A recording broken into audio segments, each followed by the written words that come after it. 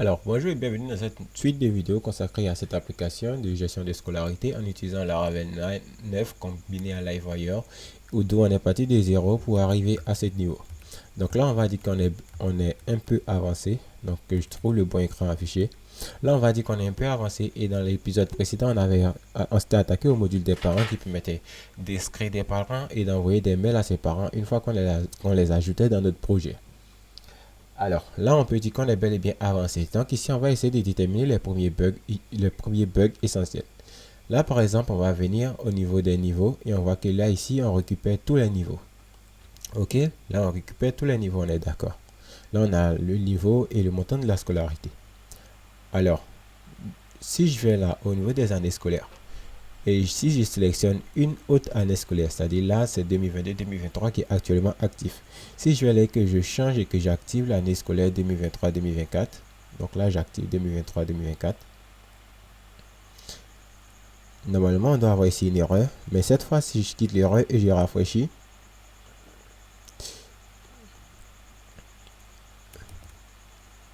je vois que là, c'est l'année 2023-2024 qui est maintenant activée. Et cette fois-ci, encore, je retourne là, que je reviens ici maintenant sur la liste des niveaux. Je vois que là, je récupère encore les niveaux, je pense. Et pourquoi est-ce qu'ici je récupère les niveaux? Je ne devais pas récupérer les niveaux. Mais là, je récupère les niveaux, on est d'accord. Mais supposons qu'au niveau de cette année 2023-2024, ici, cette année, l'année actuelle, je veux ici que le niveau, le montant de la scolarité des niveaux soit différent. Je veux que le montant du niveau terminal passe de 1000 à 2000 euros ou de 1000 à 1500 euros ou de l'unité que vous voulez avoir.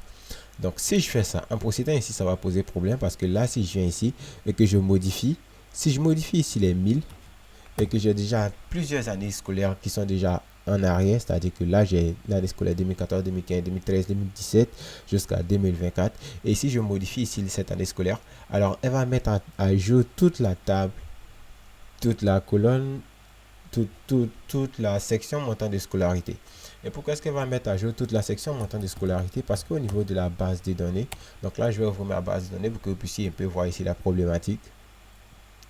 Donc là, j'ouvre ma base de données, je vais me connecter. Et là, je vais d'abord te réduire.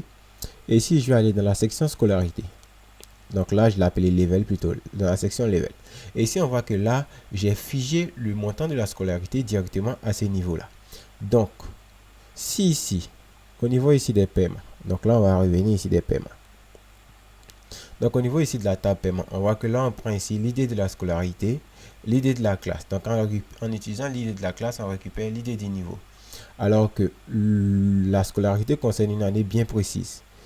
Et en même temps que ça, la scolarité concerne une année bien précise, on voit que là, au niveau des niveaux, on a figé ici le montant de la scolarité. C'est-à-dire que si on modifie ici le montant de la scolarité, peu importe les années antérieures, ce montant de scolarité-là changera pour toutes les années précédentes. Alors que ce que nous souhaitons mettre en place dans notre système, c'est de faire en sorte que lorsqu'on change ici d'année, on puisse définir un nouveau montant de scolarité.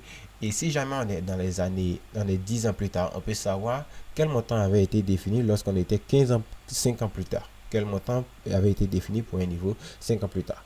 Donc voilà un peu la problématique qu'on va essayer de résoudre. Donc ici, ce qu'on va commencer, on va vouloir séparer ici la section niveau de la section scolarité.